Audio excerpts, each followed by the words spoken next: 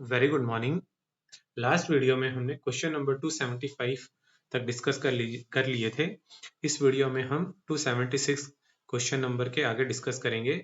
ये क्वेश्चंस आपके आगे आने वाले डिपार्टमेंटल कॉम्पिटिटिव एग्जाम में काफी यूजफुल रहेंगे। Question number 276, bridle wire PG clamp ID number. यहाँ आईडी नंबर का मीन्स है आरआई नंबर। तो ब्रिडल वायर की जो पीजी क्लैंप होता है उसका नंबर होता है 1070 या 1071 भी होता है। तो यहाँ पे राइट ऑप्शंस रहेगा 1070। क्वेश्चन नंबर 277, कॉन्टैक्ट वायर का जो स्प्लाइस होती है उसका आरआई नंबर पूछा गया है। तो उसका आरआई नंबर होता है मोस्ट अप्रोप्रिएट 1080 रहेगा आईडी नंबर। और इसका आरआई नंबर जो 160 स्क्वायर mm कॉन्टैक्ट वायर के लिए रहता है 1081-1 या -2 इस तरीके से रहता है। ठीक है। क्वेश्चन नंबर 278, लार्ज पेन का जो वायर होता है उसका एंडिंग कौन क्या रहेगा, उसका आईडी नंबर रहेगा। जो पूरी असेंबली होता है उसकी असेंबली का नंबर जो रहता है आरआई नंबर उसका रहता है 1140। तो इसी तरीके से उसको बेसिकली लार्ज पेन एंडिंग कौन तीन मतलब पार्ट बने रहते हैं, तीन भागों में उसको कर सकते हैं। एक तो होता है बॉडी का आरआई नंबर रहता है, एक उसकी जीबी जो अंदर लगती है उसका आरआई नंबर रहता है, और उसका एक शॉकेट रहता है तो उसका आरआई नंबर रहता है। तो इन तीनों के आरआई नंबर होते हैं। बट जनरली आरआई नंबर इतना नहीं पूछा जाते हैं। इसमें एक ये क्वेश्चन पूछा जाता है कि जो लार्ज स्पैन गो जो एंडिंग कौन होता है उसकी कलर कोडिंग क्या रहती है। तो लार्ज पेन जो हमारे एंडिंग कॉन्स होते हैं उसकी कलर कोडिंग हम रेड कलर से करते हैं। तो ये आपको याद रखना है कि लार्ज पेन एंडिंग कॉन जो रहता है वो हमारा रेड कलर से किया जाता है। Question number 279, number of elementary section allowed on umbrella mast. जो अम्ब्रेला मास्ट होते हैं उसमें कितने एलिमेंट्री सेक्शंस लगा सकते हैं। जिनको ये नहीं पता होगा कि अम्ब्रेला मास्ट क्या होता है, अम्ब्रेला मास्ट ये होता है जैसे कि नॉर्मल एक मास्ट है उस पे, ये जैसे मास्ट हो गया, उस पे अगर नॉर्मली हम कैसे लगाते हैं, एक कैंटिलीवर लगाते हैं इस तरीके से, और ये आरटी वगैरह हो गए एक साइड में पकड़ाते हैं। बट कुछ केसेस के अंदर जैसे यार्ड वगैरह में तो हमें क्या होता है कि उसके बैक टू बैक मतलब ऐसे कैंटिलीवर लगाना पड़ जाता है ऐसे। तो ये मान लीजिए इस तरीके से। तो अगर किसी भी मास्ट के अंदर या किसी भी डीए के अंदर बैक टू बैक है, अगर मतलब बैक टू बैक मतलब एक इधर है एक इस साइड है, मतलब दोनों तरफ वो पकड़ रहा है, यानी कि यहाँ पे भी एक ट्रैक है और इधर भी एक ट्रैक है, तो दोनों तरफ वो एचई को पकड़ रहा है, तो उसे हम अम्ब्रेला स्ट्रक्चर्स बोलते हैं। और अम्ब्रेला मास्ट के अंदर हम कितने एलिमेंट्री सेक्शंस को पकड़ सकते हैं, तो दो एलिमेंट्री सेक्शन होगा, एक यहाँ का हो गया और एक यहाँ का हो गया। तो number of elementary sections would be 2। Question number 280, height of contact wire at raised level. Contact wire की हाइट पूछा गया, तो हमारे कॉन्टैक्ट वायर की हाइट कितनी होती है 560, जो जनरली हम मेंटेन करते हैं, लेकिन आजकल कुछ सेक्शन में 580 भी मेंटेन की जा रही है, तो 580 भी हो सकता है इसका आंसर, या 560। अब ये क्वेश्चन नंबर 281 पूछा है, पीटीएफ टाइप के जो न्यूट्रल सेक्शंस होता है उसमें डेड वायर की लेंथ, डेड लेंथ पूछा है, मतलब जैसे पीटीएफई का टोटल लेंथ हो गया और उसमें से जो पोर्शन डेड रहेगा मतलब उसकी लेंथ पूछा गया है। तो इस क्वेश्चन में पूछा गया है पीटीएफ टाइप न्यूट्रल सेक्शन। यानी आपको जानकारी के लिए बता दूं कि न्यूट्रल सेक्शंस भी अलग अलग तरीके से बनते हैं। जैसे बैक टू बैक एसआई बना लगा के भी जो सेक्शन इंसुलेटर होते हैं उनको लगा के भी न्यूट्रल सेक्शन बनाया जा सकता है। या पहले क्या होता था कि जब पीटीएफ टाइप के न्यूट्रल सेक्शन नहीं हुआ करते तो टीएसएस के सामने ओवरलैप टाइप का न्यूट्रल सेक्शन बनाया जाता था, उसमें अलग लेंथ रहती थी डेड वायर की। तो आपको समझ में आएगा कि एसआई टाइप के भी न्यूट्रल सेक्शन हो सकता है बैक टू बैक बना के, ओवरलैप टाइप का भी न्यूट्रल सेक्शन हो सकता है, और पीटीएफ टाइप का न्यूट्रल सेक्शन भी हो सकता है।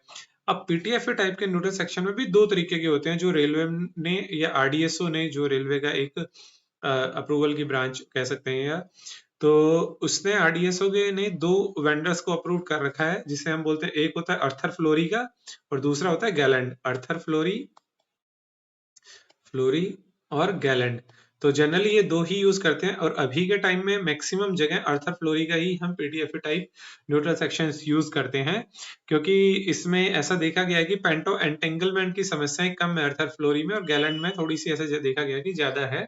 बट जनरली दोनों ही यूज है, हमारे यहाँ पे वेंडर अप्रूव्ड है अर्थर फ्लोरी के और गैलेंड में। और दोनों के ही अंदर डेड वायर की जो लेंथ है वो अलग अलग रहती है। तो अर्थर फ्लोरी में हमारी रहती है 6.5 मीटर, और इसके अंदर रहेगी जो गैलन टाइप का न्यूट्रल सेक्शन होगा उसमें रहेगी 12.8 मीटर की डेड लेंथ। ठीक है। और अगर इन दोनों में आपको भी अपना कुछ फीडबैक देना हो तो कमेंट के थ्रू दे सकते हैं। तो अर्थर फ्लोरी में बोली जाती है 6.5 मीटर और गैलेंट में होती है 12.8 मीटर। ये गैलेंट का जो न्यूट्रल सेक्शन होता है एक तरीके से 4 हाई स्पीड सेक्शन इंसुलेटर के कॉम्बिनेशन के से अंदर बना हुआ है। जो हाई स्पीड के आजकल सेक्शन इंसुलेटर्स भी आ रहे हैं, तो उस तरीके से बनाया था, वो भी गैलेंट बनाती है हाई स्पीड सेक्शन इंसुलेटर्स। तो उन्हीं के 4 के कॉम्बिनेशन में से लगभग देखने में वैसा लगता है। तो गैलेंट टाइप का न्यूट्रल सेक्शन की जो लेंथ रहेगी डेड वायर की, वो 12.8 मीटर रहेगी। तो नेक्स्ट क्वेश्चन हम देख लेते हैं, how many types of anti wind clamps are there. Anti wind clamps कितने तरीके के होते हैं? तो 2 तरीके के होते हैं एंटी विंड क्लैम्प्स। 2 तरीके के कौन कौन से होते हैं? एक हमारी नॉर्मल ओएचई में लगते हैं, वो हो गई जो हमारी स्टैंडर्ड ओएचई होगी, और दूसरी हो गई ट्रैमवे टाइप की ओएचई।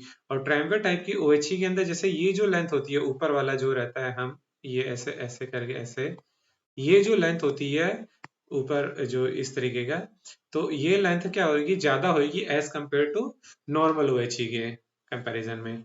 तो क्वेश्चन नंबर 283 डिस्कस करते हैं, for how many parties the TPC can issue permit to work on the same elementary section at one time.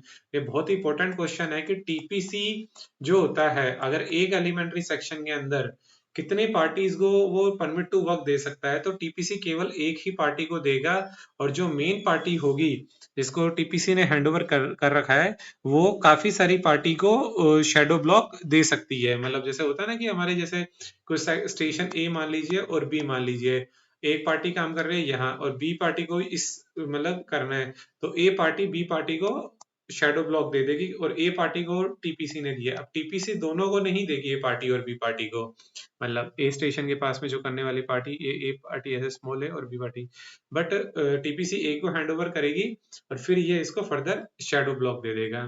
ठीक है।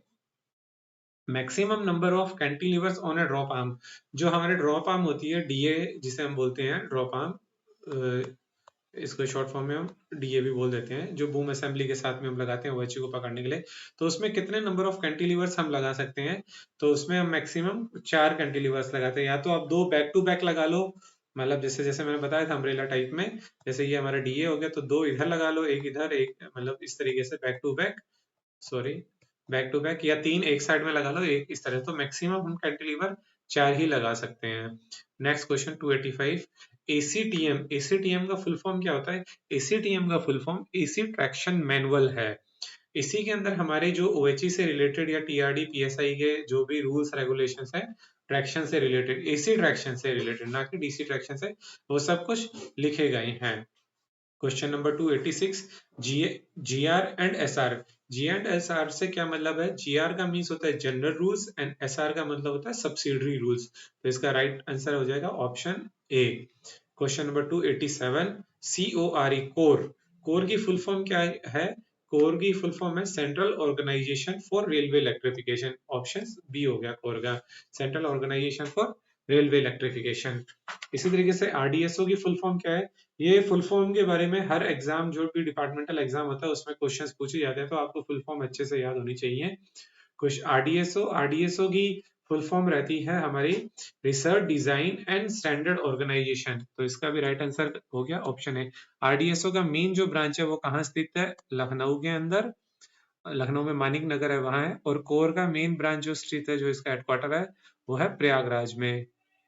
प्रयाग, PY G है आई थिंक कोड, या PRYG, प्रयागराज मतलब इलाहाबाद जिसे हम बोलते थे, प्रयागराज पूरा लिख दिया मैंने। ठीक है, तो ये लखनऊ में स्थित है आरडीएसओ का। बाकी इसकी कुछ कुछ ब्रांचेस जयपुर में भी है, आई थिंक दिल्ली में भी, ऐसे 4-5 ब्रांचेस है, बट मेन आरडीएसओ लखनऊ बोला जाता है। राइट्स, राइट्स की फुल फॉर्म क्या है? इसकी फुल फॉर्म है rail India technical and economic services. तो right options B, rail India technical and economic services. तो हमारा देखो राइट्स, कई बार ये पूछा जाता है कि वेंडर अप्रूविंग एजेंसी कौन सी है? क्या राइट्स एक वेंडर अप्रूविंग एजेंसी है? तो राइट्स एक वेंडर अप्रूविंग एजेंसी नहीं है। राइट एक इंस्पेक्शन एजेंसी है। जैसे हम बोलते हैं ना कि राइट का इंस्पेक्शन किया हुआ मटेरियल, तो राइट इंस्पेक्शन करता है मटेरियल का, ना कि वेंडर्स को अप्रूव करता है। आरडीएसओ वेंडर्स को अप्रूव करता है, आरडीएसओ, और आरडीएसओ इंस्पेक्शन भी करता है। तो RDSO can inspect the material, also approve the vendors. Zonal railways क्या करता है, वेंडर्स को अप्रूव कर सकता है। जोनल रेलवेज की पावर होती है जो जीएम वगैरह की, जो भी कंपिटेंट अथॉरिटी है, तो zonal railways can approve the मतलब वेंडर्स। और कंसाइनी इंस्पेक्शन भी एक तरीके से जोनल रेलवे कर सकता है। आरडीएसओ भी अप्रूव कर सकता है, बट राइट्स कभी भी वेंडर्स को अप्रूव नहीं करेगा। ओके, कोर भी अप्रूव करता है वेंडर्स को, यहाँ पे कोर भी approved vendor, core approved vendors भी होते हैं, आरडीएसओ अप्रूव्ड वेंडर्स भी होते हैं, बट कोर इंस्पेक्शन एजेंसी नहीं है। बट हाँ, कंसाइनी इंस्पेक्शन कर सकता है कोर, इस तरीके से रहता है। बट राइट्स के बारे में पूछा जाता है, बताया जाता है कि राइट्स कभी इंस्पेक्शन मतलब सॉरी अप्रूव्ड नहीं करता है वेंडर्स को। Okay, question number 290, SCADA. SCADA का फुल फॉर्म क्या है? Supervisory control and data acquisition. तो ऑप्शन ए हो गया। IRIEEN Indian railway institute for electrical and electronics electrical engineering, तो ऑप्शन डी हो गया। और ये कहाँ स्थित है? नासिक में। ये पूछ लिया जाता है एरिन कहाँ स्थित है। तो जो भी सुपरवाइजर्स होते हैं या ऑफिसर जो नए रिक्रूट्स होते हैं, तो उनकी इनिशियल ट्रेनिंग एरिन में दी जाती है, नासिक में जो कि स्थित है। सीआरबी, सीआरबी का फुल फॉर्म है चेयरमैन रेलवे बोर्ड। सीआरबी का फुल फॉर्म हो गया chairman railway board. Question number 293, full form of SWR. Full form of SWR क्या है? Station working rule. Question number 294, MOSR, minister of state for railway. Minister of state railway, ये हो जाएगा option A. Question number 294, no, 295. Blow off is calculated by the formula where WC and WQ equal to wind load per unit length of contact and catenary wire respectively. TC and TQ tension in contact and catenary wire respectively. L equals to span length. तो इसका जो blow of क्या होता क्या है, देखिए जैसे ये एक मास्ट है, इस एक मास्ट है, ऊपर से मैं टॉप व्यू बना रहा हूँ, इन दोनों के बीच में, सॉरी ये मास्ट है, ये मास्ट है, इन दोनों के बीच में हमारे इस तरीके से कांटेक्ट वायर है, स्ट्रेट है ये कांटेक्ट वायर। तो होता क्या है कि जैसे हवा चल रही है, ऐसे हवा चल रही है, तो इसकी वजह से कांटेक्ट वायर कटने वाला थोड़ा थोड़ा हिल रहा है ऐसे ऐसे। तो और यहाँ से पेंटो भी पास कर रहा है, तो maximum deviation of contact wire from its original position, जो भी इसके मान लो यहाँ पे 200 का स्टैगर है और यहाँ पे हवा चली सेंटर पे, मान लीजिए यहाँ पे 0 का स्टैगर है और हवा चल रही है, तो कॉन्टैक्ट वायर उस पॉइंट ऑफ टाइम पर कुछ हिल रहा है, 50 तक चला गया या -50, तो मैक्सिमम कितना हिला वो अपने जो नेचुरल कितना हुआ, तो उसको हम बोलते हैं ब्लो ऑफ। तो उसके लिए फॉर्मूला होता है 1.05 WC plus WQ L2 square. ये L2 स्क्वेयर है, L2 नहीं है, सॉरी L स्क्वेयर है, यानी कि इसको पावर में कर देते हैं हम, इस तरीके से पावर का मैंने बना दिया। ये L square upon 8 TC plus TQ, ये होता है इसकी एक फॉर्मूला। जनरली ये पूछा नहीं जाता है, फिर भी आप याद कर सकते हैं। तो ब्लो ऑफ समझ में आ गया कि जो इसका एक्चुअल पोजीशन है जो कॉन्टैक्ट वायर की, वो कितना डेविएट हुआ, मतलब इस ड्यू टू एयर, तो वो इसका ब्लो ऑफ हो गया। ठीक है, question number 296, axial distance between catenary and contact wire at the OHE support in vertical plane is called। काफी इजी क्वेश्चन है। एक्सियल प्लेन के अंदर कैटनरी और कॉन्टैक्ट वायर की जो सपोर्ट होता है, वहां पे उस डिस्टेंस को क्या बोलते हैं? एनकम्ब्रेंस बोलते हैं। Question number 297, in AC traction height of contact wire at level crossing from the रे लेवल, रेगुलेटेड OHE की बात हो रही है और ये पूछा है मिनिमम हाइट कितनी होनी चाहिए कॉन्टैक्ट वायर की लेवल क्रॉसिंग में, तो वो होती है 5.50। Question number 298, maximum permissible relative gradient of contact wire in two adjacent span shall not be greater than on main lines। Main line के अंदर जो रिलेटिव ग्रेडियंट जो होता है कॉन्टैक्ट वायर का टू एडजेसेंट स्पैन में, वो कितने से ज्यादा नहीं होना चाहिए। अब देखो मेन लाइन में पूछा गया है, मेन लाइन में आपको पता है कि जो कॉन्टैक्ट वायर का ग्रेडियंट होता है वो होता है 3 mm पर मीटर, और रिलेटिव ग्रेडियंट कितना हो जाएगा? उसका हाफ हो जाएगा 1.5 mm पर मीटर। तो इसका आंसर क्या हो जाएगा? Option A. Maximum permissible relative gradient of contact wire in two adjacent span shall not be greater than on siding, यानी relative gradient आपसे पूछा गया है साइडिंग के केस में, तो साइडिंग के केस में हो जाता है 2.5 mm पर। तो इसमें से ऑप्शन ज्यादा करेक्ट 3 है, तो 3 आप कर सकते हो अगर ऐसा कुछ होता है, बाकी 2.5 mm पर मीटर है राइट आंसर, क्योंकि जो एक्चुअल ग्रेडियंट है वो होता है 5 mm पर मीटर और रिलेटिव ग्रेडियंट हो जाएगा 2.5 mm पर मीटर।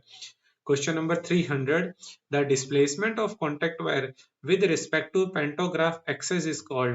जो contact wire का जो displacement होता है pantograph axis से, उसे हम क्या बोलते हैं? स्टैगर। ठीक है, और इसे हम इंटेंशनली डालते हैं ताकि पेंटोग्राफ मतलब जो हमारी कार्बन स्ट्रिप है कॉन्टैक्ट वायर की, वो यूनिफॉर्मली वियर एंड टीयर हो। ऐसा नहीं हो कि अगर स्टैगर हम मेंटेन नहीं करेंगे, 0 0 सब जगह रख दिया, तो हमारे ग्रूव आ जाएंगे उस कार्बन स्ट्रिप के ऊपर। तो यूनिफॉर्मली वियर एंड टीयर हो हमारे, इसीलिए प्लस 200 इस तरीके से हमारा कॉन्टैक्ट वायर टेंजेंट ट्रैक में जिगजैग फॉर्म में बनाते हैं हम इस तरीके से। ठीक है, +200 -200 200 मतलब प्लस माइनस बनाते हैं। तो ये क्या हो गया, डेविएशन पूछा गया है कॉन्टैक्ट वायर का with respect to pantograph axis, वो क्या हो गया, stagger of the contact wire. ये मान लो पेंटोग्राफ का एक्सेस है इस तरीके से सेंटर पे, और इस तरीके से +-200 होता गया। Question number 301, in AC traction maximum stagger of contact wire on curve track. Curve track के अंदर मैक्सिमम स्टैगर जो होता है कॉन्टैक्ट वायर का कितना रहता है, तो कॉन्टैक्ट वायर का जो कर्व ट्रैक पे रहेगा वो +300 तक रहता है। ठीक है, ये रहता है। और नॉर्मल टेंजेंट ट्रैक में मैक्सिमम स्टैगर कितना रहेगा, 200 रहेगा, और कर्व ट्रैक पे 300। और यही हाई राइज ओएचई होती है। जब हाई राइज ओएचई होती है तब टेंजेंट ट्रैक पे जो हमारा स्टैगर रहता है वो +150 मेंटेन करते हैं, और कर्व के ऊपर +250 मेंटेन करते हैं। इस तरीके से रहता है हाई राइज ओएचई के अंदर। ठीक है, या हाई रीच ओएचई भी बोल सकते हैं उसको, जहां कॉन्टैक्ट वायर की हाइट होती है 7.57। Question number 302, in AC traction maximum stagger of contact wire on tangent track. जो मैक्सिमम स्टैगर होता है कॉन्टैक्ट वायर का, वो कितना होता है टेंजेंट ट्रैक में, तो AC traction the maximum stagger of contact wire on tangent track is +300 mm। Contact wire on tangent track पूछा है, सॉरी, तो इसका राइट आंसर हो जाएगा 200 mm। Maximum stagger is allowed at the mid span is, mid span में maximum stagger कितना allowed होता है, 200 100 सॉरी 100। ये काफी इंपॉर्टेंट क्वेश्चन है। जो मिड स्पैन में, देखो मिड स्पैन में जनरली हम अगर देखो ये है कि +200 यहाँ पे मेंटेन किया और यहाँ पे -200 किया, तो इस तरीके से मान लीजिए कि प्लस का है तो इस तरीके से, और ये इस तरीके से मानिए ये मास्ट हो गया, और इधर ये भी एक मास्ट हो गया इस तरीके से। फिर यहाँ पे +200 आ जाएगा, फिर ये -200 आएगा, फिर प्लस। तो मिड स्पैन में कितना आता है, ये +200 है -200, तो बीच में कितना आता है, 0 आता है। तो जनरली हमारे मिड स्पैन में स्टैगर जो चलेगा वो 0 चलेगा, बट मैक्सिमम कितना पॉसिबल है वो 100 mm तक हम रख सकते हैं मिड स्पैन स्टैगर को। ठीक है, maximum stagger allowed at the mid span is 100 mm theoretically, but practically कई बार ये वेरी करता है, 200 mm तक चला जाता है, बट थियोरेटिकली ये 100 mm तक रहता है। ठीक है, question number 304, contact wire is placed in zigzag manner in the entire span length why. तो इसका आपको पता ही है, to avoid the formation of groove on the pantograph strip, ये सही है। Uniform rubbing of pantograph strip with the current collection, जो ये भी सही है। To avoid break down due to formation of groove in the pantograph strip, ये सही है। तो इसका आंसर क्या हो जाएगा, all of the above. Question number 305, which factor affect the stagger of contact wire. कौन सा फैक्टर जो अफेक्ट करता है स्टैगर ऑफ कॉन्टैक्ट वायर को, स्टैगर ऑफ ब्लो ऑफ करता है, और वर्साइन भी करता है हमारा, ट्रैक स्लूइंग भी करता है, track slewing, all of the above.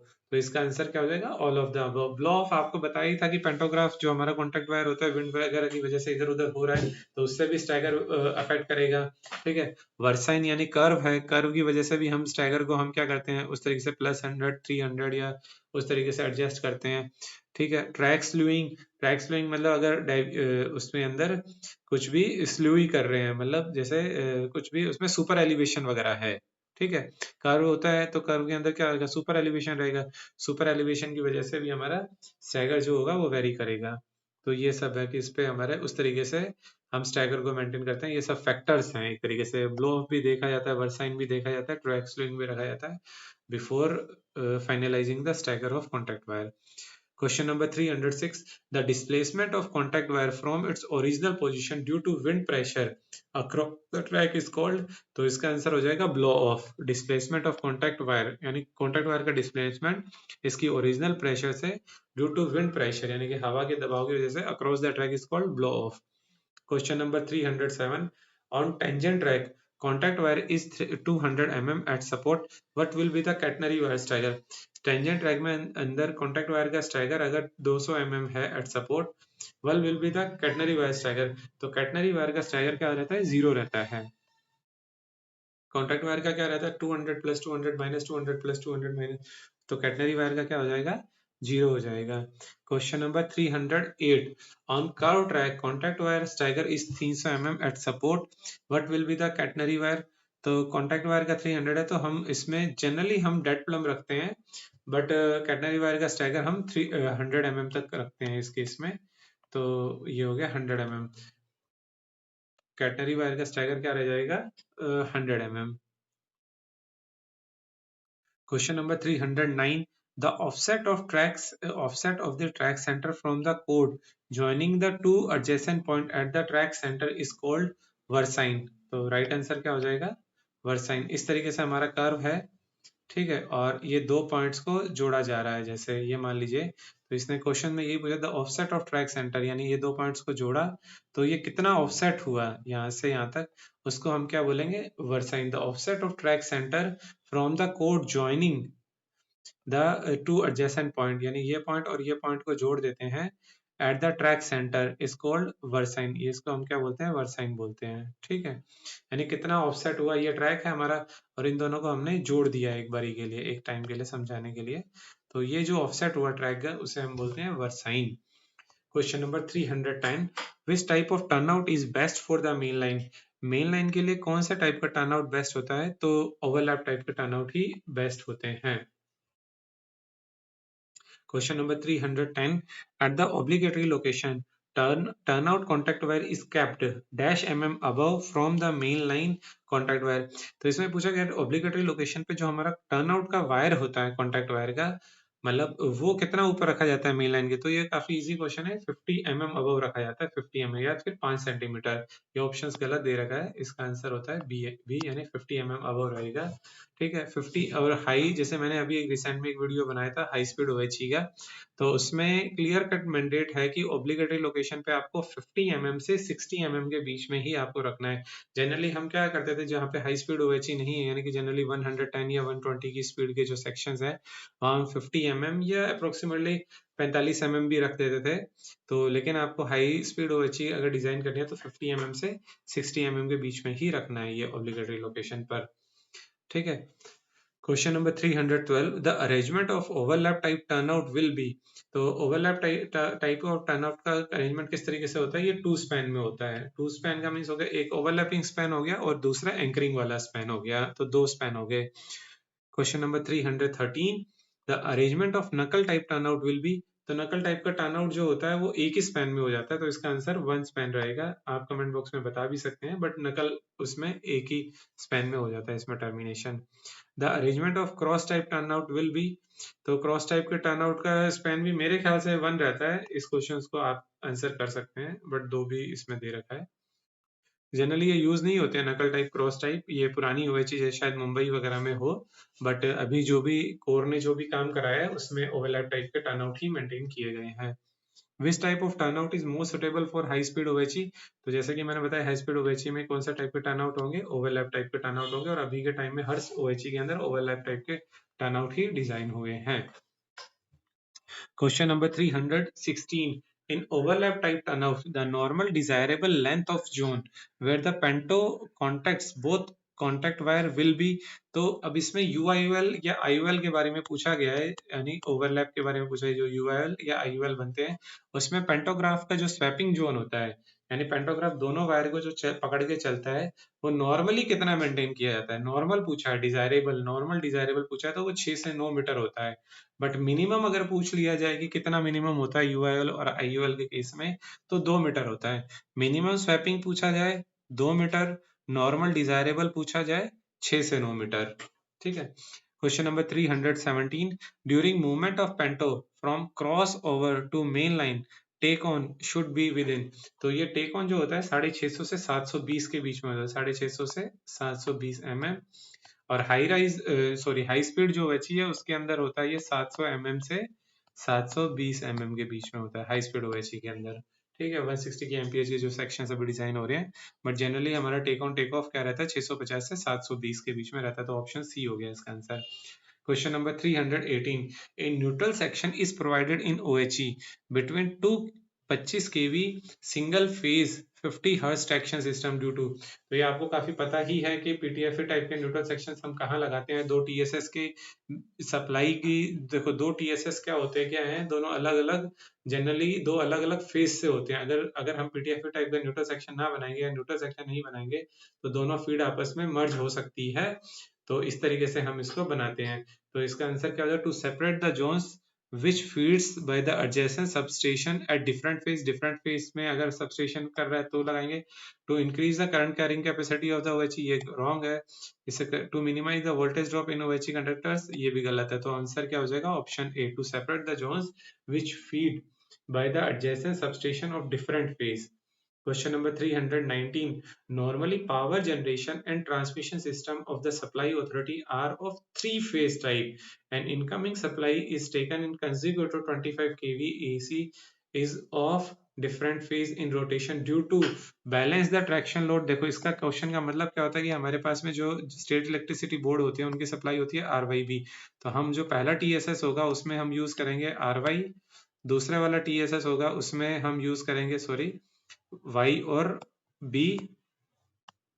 फिर जो नेक्स्ट चला यानी कि Y और Y कॉमन हो गया एक तरीके से, फिर अगला जो होगा उसमें यूज करेंगे B और R। इस तरीके से चलता है। तो अलग अलग फेज में किया जाता है।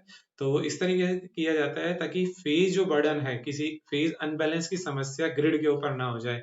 तो अलग अलग फेज में करने का क्या है, to balance the traction load on each phase. तो ये हो गया unbalance the traction load on each phase, ये नहीं करना चाहते हम तो unbalance. Obtain the maximum power, ये भी गलत है, कुछ मैक्सिमम पावर से उसका कोई लेना देना नहीं। मिनिमाइज वोल्टेज ड्रॉप, इससे वो तो हम ये चाहते हैं कि ट्रैक्शन जो स्टेट इलेक्ट्रिसिटी बोर्ड है, ऐसा नहीं हो कि आर वाई भी हर करें और बी के अंदर वोल्टेज, मतलब आर और वाई के अंदर बर्डन हो जाएगा, वाई और बी के अंदर, या सॉरी बी के अंदर तो वो लोड है नहीं।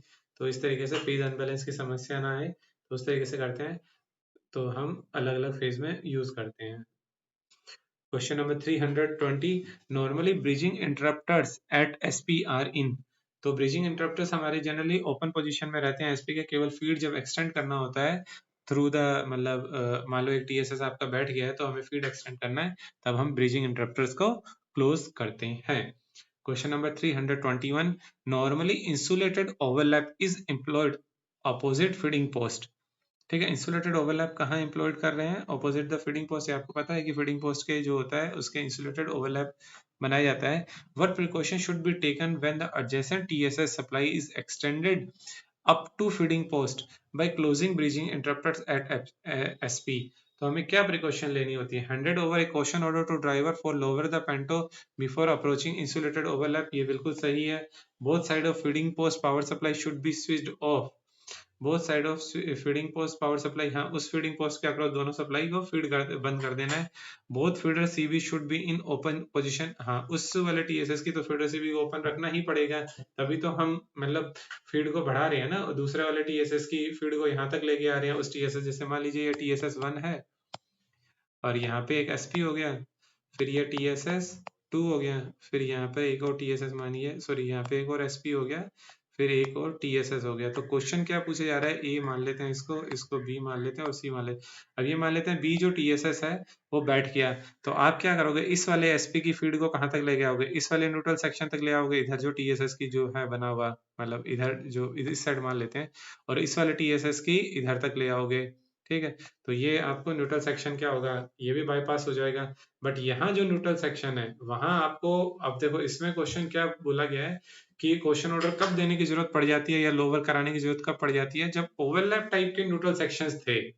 समझ आ रहा है, तो ओवरलैप टाइप के न्यूट्रल सेक्शन थे तब क्या होता था कि जैसे मान लो कि आपका एक ओवरलैप है, यहाँ ऐसे बना हुआ है ओवरलैप, सॉरी इस तरीके से बना लेते हैं ना, और ये हो गया, तो इस वाले फेज पे हो गया आर फेज, और इस वाले फेज पे, इस वाले वायर पे हो गया बी फेज। तो यहाँ पे अगर पेंटो लोवर करके जाएगा तभी तो ये फीड मर्ज नहीं होगी, नहीं तो फीड ही ब्रिजिंग हो जाएगी। तो पहले क्या होता था, इंसुलेटेड टाइप के ओवरलैप होते थे, तब हम उसको क्वेश्चन ऑर्डर दे देते थे पिछले वाले स्टेशन पर ड्राइवर को कि वहां पर आपको लोअर करके जाना है, ताकि इंसुलेटेड ओवरलैप के जो है फीडिंग पोस्ट पे वहां पे ब्रिजिंग ना हो। बट आज के टाइम में जनरली ऑल ओवर इंडिया सब जगह पीटीएफ टाइप के न्यूट्रल सेक्शंस लग गए हैं, और तो उससे ये समस्याएं नहीं आती हैं। ठीक है, question number 322, which factor reduces the earth resistance? Earth resistance को कैसे रिड्यूस होता है? देखो, अर्थ रेजिस्टेंस को रिड्यूस करने के लिए वाटर का यूज करते हैं, बिल्कुल सही है। प्रोवाइड सॉल्ट, ये सही है। Packing of the earth pit with powder coke and soft soil, ये भी सही है। तो इन ये सारे ऑप्शन सही है, तो ऑल ऑफ द अबव हो जाएगा। Which factor reduces the earth resistance? तो यही सब फैक्टर्स हैं जिसकी वजह से अर्थ रेजिस्टेंस रिड्यूस हो जाता है। Packing the earth pit with powder coke and soft soil, providing salt, sprinkling water, all of the above. Question number 323, tongue tester जो होता है वर्क लाइक है। टंग टेस्टर किसकी तरह वर्क करता है? ये अमीटर की तरह वर्क करता है। कई बार ये पूछ लिया जाता है कि टंग टेस्टर मतलब ऐसी डिवाइस का नाम बताए जो विदाउट कॉन्टेक्ट, मतलब किसी के साथ में वायर के साथ कॉन्टेक्ट ना बनाए और हमें उस करंट की वैल्यू बता दे, तो उसका आंसर होता है टंग टेस्टर। ठीक है, टंग टेस्टर, क्योंकि वो इस तरीके से क्लैंप टाइप होता है। ये क्लैंप ऐसे बना रहता है, जो होता है इसके आगे इस तरीके से एक ये मीटर रहता है, उसको हम ऐसे बटन मान लीजिए यहाँ पे, ऐसे इसको प्रेस करेंगे अंदर की तरफ, तो ये जो क्या होगा, ओपन हो जाएगा, ऐसे बाहर की तरफ खुल जाएगा और उसमें वायर आ जाएगा बीच में, और ये हमें इधर रीडिंग बता देगा कितना करंट उसमें फ्लो कर रहा है। ठीक है, यहाँ पर तो टंग टेस्टर हो गया विदाउट टचिंग, मतलब without contacting the that wire, it will give us the reading. तो ये it works like a ammeter. Ammeter क्या करता है, हमें जिस भी फ्लो कर रहा है जहाँ पर भी जिस सर्किट के अंदर, उसको हमें सीरीज में लगाना पड़ता है। ठीक है, बट इसको हमें केवल क्लैंप ही करना होता है टंग टेस्टर में। इसको क्लैंप मीटर भी बोल देते हैं कई बार। Question number 324, multimeter is use to measure. Multimeter क्या काम करता है? मल्टीमीटर करता है वोल्टेज, करंट, रेजिस्टेंस सब कर देता है। तो आंसर क्या होता है? All of the above. Question number 325, megger is use to measure. ये बता ही दिया था कि ऑल ऑफ द मैगर क्या करता है, सॉरी, इंसुलेशन रेजिस्टेंस को मेजर करता है। मैगर क्या करता है? मैगरिंग जिसे बोलते हैं। तो इंसुलेशन रेजिस्टेंस। मल्टीमीटर क्या करता है? सब मेजर कर लेता है हमारा। तो इस तरीके से हमने इस वीडियो के अंदर 50 क्वेश्चंस को डिस्कस किया। आई होप ये क्वेश्चंस आपके डिपार्टमेंटल एग्जाम के हिसाब से काफी मतलब यूजफुल रहेंगे। If you like this video, please share, like, subscribe.